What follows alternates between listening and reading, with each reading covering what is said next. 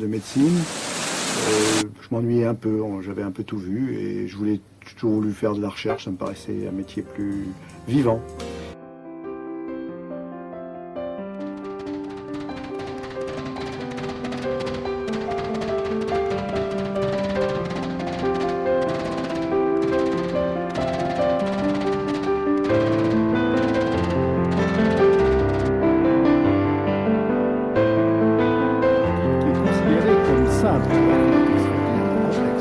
Comme l'eau, aussi banale en tout cas, puisse reproduire l'activité de molécules complexes, a heurté considérablement la communauté des biologistes.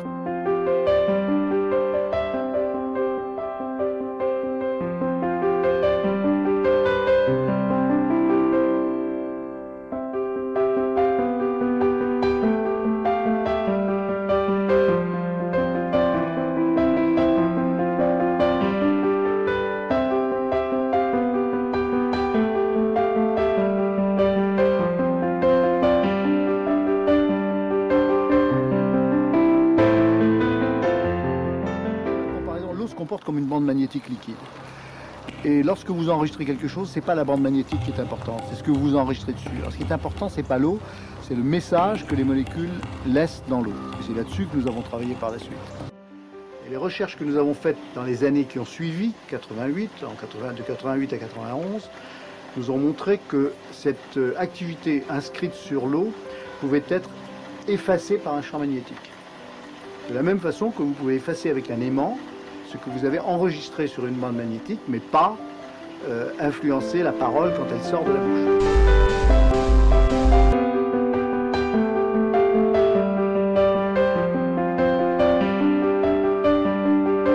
Les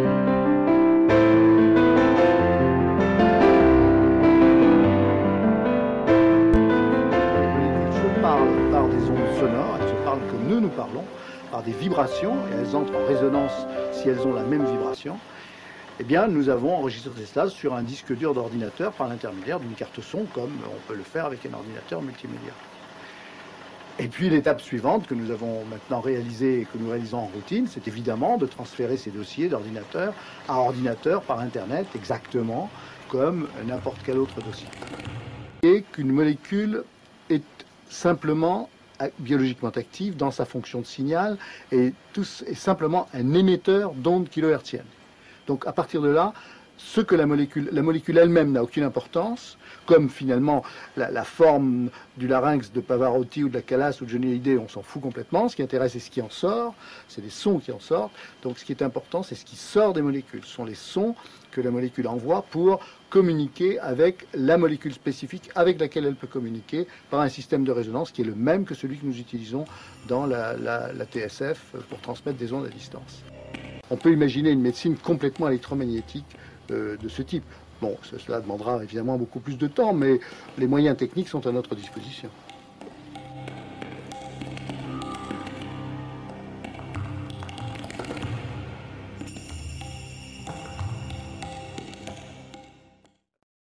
I think that scientists should look more closely at how water interacts with their molecules. At a molecular level, it creates the structure of DNA. We wouldn't have the DNA helix without water. It creates the structure of proteins.